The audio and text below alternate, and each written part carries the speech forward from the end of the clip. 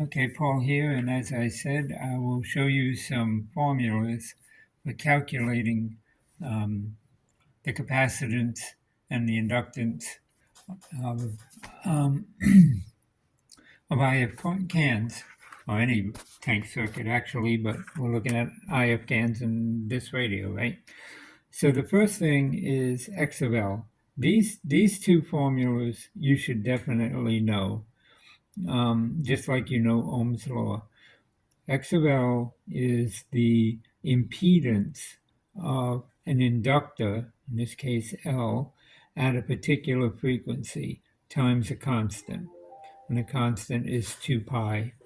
Okay, so X of L equals 2 pi times the frequency times the inductance in henries. Okay, X of C equals, you notice it's the same thing down here, right? 2 pi times the frequency, but this time times the capacitance in farads, and you take the reciprocal. So this is basically straightforward. X of L goes up as the frequency goes up, right? Here, X of C is the same kind of formula, but it's reciprocal. So as the frequency goes up, X of C goes down. That's why they're 180 degrees out of phase between the two in a perfect inductor and a perfect capacitor. So their impedance is 180 degrees out of phase. One goes up, the other goes down, right? So anyway, you need to know these two formulas, because if you have an inductor or you have a capacitor and you want to know what its impedance is in ohms, just like in resistance in Ohm's law, it's based on the frequency. So you multiply the inductor times the frequency times pi times 2, and you get the inductive reactance. Capacitor reactance, you do the same thing, and then you take the reciprocal. Okay, so that's how you calculate these two. Well, at resonant frequency, because these are inversely related, they're the same. It doesn't matter if you get a negative or a positive on one or the other, because they cancel. That is irrelevant, right? We're looking at resistance. If you're looking at current going through a resistor one way and call that going positive, and you get 10 ohms of resistance, doesn't matter if you measure it going the other way, going negative, you still get 10 ohms of resistance. And that's the same case here. While this may be minus 10, this would be 10, it's still the same. They're 10 and 10, they equal each other. And that's how you know resonant frequency, when the the capacitive reactance equals the inductive reactance.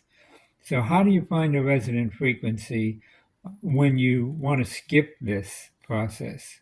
Well, you can use this formula here. Resonant frequency equals 2 pi times the square root of the inductor times the capacitor. And then you notice it's almost similar, except here you got, instead of frequency, because you're solving for frequency, you have the inductor and the capacitor together. So you multiply them together and you take the square root. And but you see the similarity. So remembering these is easy, but you don't even need to remember this one. There are capacitor calculators, resonant frequency calculators online. You can just plug in your inductor, your capacitor, and it tells you the resonant frequency. It just basically goes through this math for you. But still, you should know these two for sure. And knowing this as a fact helps, and it's good to know. So, and then of course I have some other ones here, like if you know the frequency and you know the capacitance, but you don't know the inductance, the frequency is the resonant frequency that you want. I should have put a sub R on there. Then you would use this formula, 4 times pi squared times the frequency at resonance squared times the capacitance, and take the reciprocal of that, and you got the inductance. Vice versa, it's the same formula. If you want to figure out capacitor, you replace the C with the L and you get the capacitance. And you see how that works, right? capacitance, inductance, LC, resonant frequency. Here you know the resonant frequency and you know one, either the L or the C, but you don't know both. You can solve for the other one. But this is just for your information. You could do a screen capture of this and have these formulas. The thing to remember is in all of these formulas, capacitance is in farads, inductance is in henries, and frequency, of course, is in hertz. All right, so what about the IF can in this radio? This makes a good example of what we're doing. So I wrote down, and let me put this back up so that you can see it in the light here. I drew out the schematic diagram of this particular IF can. All the schematic diagram tells you is that on the AFM, this is FM, the top half is FM, the bottom half is AM. On the FM, the inductor has a DC resistance of 0.6 ohms. That's all they tell you. On the AM, it has a DC resistance of 9 ohms, and that's all they tell you. They don't tell you the inductance, they don't tell you the capacitance. So I had to measure. Now, measuring the inductance is easy. I have an LCR meter to measure the inductance. Measuring the capacitance was a little bit more difficult because it was the disc in this particular IF can had silver mica disease. And it was thin and flimsy, and getting an accurate reading with the contacts is not easy. However, just clipping on the terminals of the can, I could do the inductance. So the inductance is more accurate than what I'm going to show you as far as the capacitance. But let's look at the FM, just the FM at this point. FM is, I named these quadrants A, B, C, and D. I should have probably went A, B, C, and D and kept FM and AM together. But we're looking at A and C. So A has a measured inductance of this coil of 8.36 microhenries, okay? The measured resistance that I measured of that coil is 0.062, so they said 0.06. Pretty good, right? The secondary side of the FM, I measured 8.36 microhenries, the exact same measurement, which it should be. It should be a one-to-one match. And the resistance I measured was 0.59, which is 0.6, right? They're the same. Now the capacitance that I measured was off those flimsy discs, and I only measured one disc is bad, it was destroyed, taking it out of the case. The other one was in okay condition. I'd give it about a rating of D, and I was able to get 29.5 picofarads off it. So I assumed the other side, since it's a one-to-one match, would be 29.5. Now, how do you get the resonant frequency of these two tank circuits? They're identical. If indeed they both have inductance of 8.36 microhenries and a capacitance of 29.5 picofarads. Well, we already looked at that, right? Here's the formula for it. I rewrote it up here, and we're going to look at how that works. So 2 pi is 3.1415926. That's as far as I remember. But I only used 4 decimal places. 3.1416, I rounded it up. So if you take 2 times 3.1416, you get 6.2832. So we can do that here. If I do 3.1416 times 2, or squared, I could have done either one. Oh, clear that. 2, not 5, equals 6.2832. So that's what we got, 6.8. All right, now to calculate this LC part of the equation, you have to convert the inductor into henries and the capacitance into farads. So we have an inductor that is 8.3 microhenries, or millionths of a henry. So what you do is you just write out the zeros, the leading zeros. It's really simple. And if you notice I used commas here, I just did that for simplification, but also so you don't mistype. If you do them in three, just like you would put commas for 1,000 or million or billion, it's the same thing on the decimal side. So here we have 0.000, that's thousands. 000 would be millions, and we're at 8.36 millionths of a Henry. So 000, thousandths, 00, and then there's 8, and then 36. So real simple, right? Just put the leading zeros in, basically. This is the millionths point, and we're 8.36 million, so there's our 8.36. Okay, capacitance, you do the same thing, but it's a little bit trickier. You got 29.5 picofarads. Well, pico is 10 to the minus 12. So you get 12 leading zeros. So here you go. You got your 000, that's thousands. 000, that's millions. 000, that's nano. And 000 is pico. So again, you do the same thing. We got 29.5 picofarads. So you put in all your leading zeros. 3, 6, 9 gets you down to nanofarads. Now you're in the picofarads range with the next three numbers. It's 29.5 picofarads. So you put a leading 0, 29, and then a 5, 295. Now we got these numbers. So if we pop these into the calculator here, we've got 8.36 microhenries, so that would be 0.123, 4, 5, and 836 times. See, you can do this with a regular calculator. You really don't even need the scientific calculator. I can show you how to do it with a standard calculator, but I will take advantage of these feature buttons here because they're easy.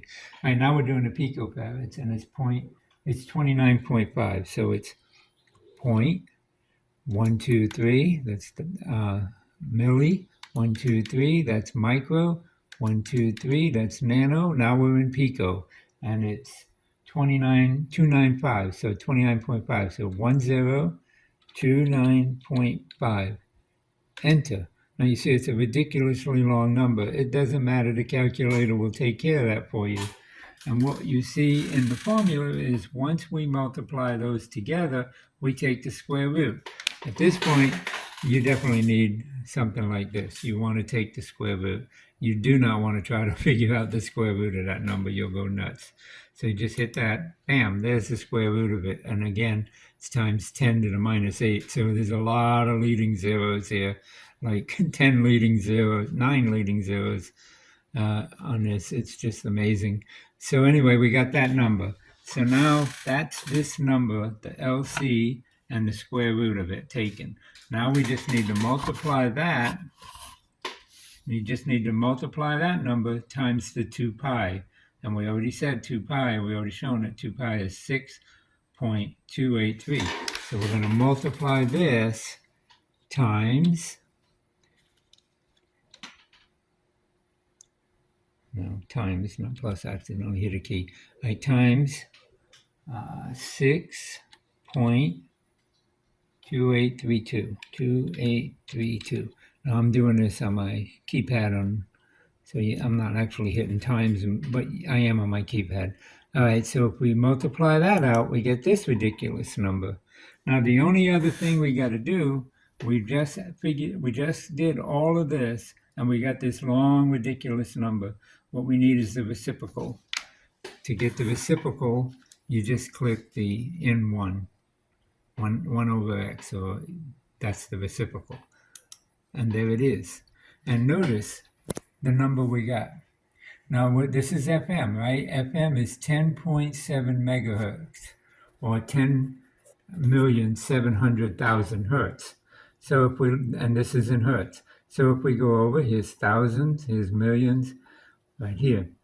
10 million and 134, you could round it up to 135 10 megahertz, 10.135 megahertz. And that's here, 10.135, so I rounded it up to 10.14 megahertz. So right now we know that this formula is correct. And we also know that the measurement that I got of 29 picofarad is really, really close if this is already tuned to resonance. Now we don't know for sure that this has got an IF tune on this side or that side, but let's assume that it is IF peaked, it's IF tuned at the manufacturer. Okay, we already know that we are really close to 10.5. We're only a little off, right? We're 10.14, or you could say we're about 10. So we're about 0.7 off. So the slug that goes up and down here, if we use the 29.5 picofarad capacitor on the outside to replace the one that had silver mica disease, we should be able to peak the IF of this with the slug. But let's say the slug is not exactly where it should be, which one of the commenters on my last video corrected me about what I said. I said it should be in the center of the coil. Well, that's not exactly true. He was correct. If it's in the center of the coil, if you're too high, that's fine, because you can tune it down and get to where you want. But in a case like this, we're too low. And if we're at the center of the coil, we're already maxed out on the coil, so we can't go any higher. So instead of putting a slug at the center of the coil when you change the capacitor, put this, and before you do this math, put the slug halfway between the center and the top, or halfway between the center and the bottom. That way you got room to go up or down, which is what I was saying in the video. I was more concerned with explaining that you needed breathing room to go tune up or tune down. Either you want to go here and to be able to tune up and tune down, or you want to be up here and you want to be able to tune down or tune up. But either way, you don't want to be dead center. Like I said, that was a mistake. And it was caught, and I'm glad the commenter found that. So anyway, that's what you want to do. Now, the only thing that would change if I had put this slug, if I detuned it to like here, say, or even here, not dead center, but not all the way down and not all the way up. That would be the reverse problem, right? If you went all the way up and you were too high, you couldn't go down because you can't go out any more than you already are. So you want to be in the middle here or here, right? And if I had done that first, the only thing it would have affected is my measured microhenries, right? If I had moved it, say it's already here in dead center, if I moved it here, this number would probably go down to 8.12 or 8.05, you know what I mean? It would go down some. It wouldn't throw the formula off much, however, it would help heal or hurt, depending on that case. So yeah, before you use this step, when you're actually working on a resonant frequency of a tank circuit, make sure you got the slug. This is a variable inductor tank circuit. Make sure you have the slug about 25% in or 75% down from the top of the can. If assuming it's on the top of the can, some of it could be on the bottom, right? But in this case, you got AM and FM in the same can, and 4 different coils. These coils are on 4 different cores, so you don't have 2 slugs. You don't have a slug here and a slug here, and this is one core. No, this is one core.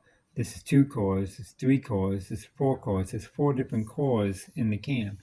And since the radio is upside down, I can't show you that, but basically if you looked at the top of the can, you'd see 4 holes, because those are the 4 cores, and there's 4 slugs that you can adjust up and down. So basically the slug is just this coil, okay?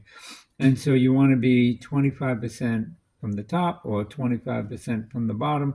That gives you good spread both sides, no matter how you have to adjust the coil. But you want that so that when you put a fixed capacitor across the bottom, you have some adjusting to tune the IF, either up or down, to make this number go where it wants. Let's say that I put this 29.5 picofarad across here, outside. This one's gone. I took it out. Let's say I put it outside, 29.5 picofarad, and let's say that this is here at this point. Now I can tune the IF by moving this up or down to make this go to 10.7 megahertz. Now what about AM? It's exactly the same. The only difference in AM is you're tuning for 455 megahertz.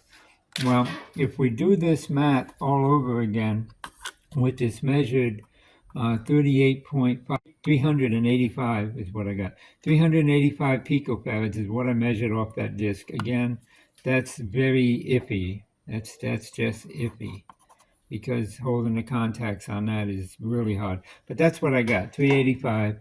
And the impedance, the henries on these are 8.3, 290. I read with the meter 290 microhenries. So if you plugged in the formula here with inductive being 290 microhenries and capacitance being 385, you get pretty close to 455. But that number just seems awfully high. I'm going to redo that and redo all these numbers and check it out. But at least you know how to do that. Normally it's around 100. However, since these cans are unique and they got AM and FM in the same can, it may be designed that way.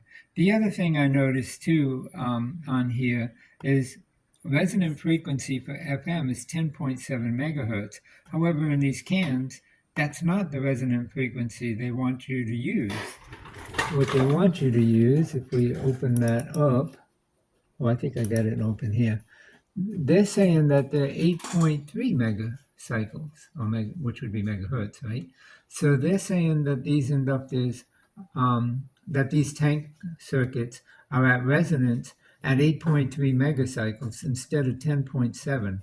It reminds me of the old antique AM radios where the IF frequency is 175 kilohertz instead of 455 kilohertz. Some of the radios in Europe and even some of the American ones are 265 kilohertz for AM. But anyway, apparently these are 8.3 megahertz and not 10.7 megahertz. So that's something you got to remember. Now, when there is something out of the ordinary like that, they will put it on a schematic, because there's no way you can do an IF tune if you don't know the frequency. And it may be that this exterior circuit is detuning this or tuning this off by a factor of 2.4, which is kicking it up to 9.7. I mean, that's possible. I haven't looked at the alignment procedure yet. I haven't gotten that far. So that's possible. But just realize that the resonant frequency of these two tank circuits is designed to be running at 8.3 megahertz. Anyway, I hope that helps you understand the mathematics. It's not complicated. Basically, you should know these three facts, and this one you can find it online, or you can plug these numbers into a calculator online and it'll tell you the resonant frequency. It'll come right out to whatever it is. So hope you found this useful, and thanks for watching.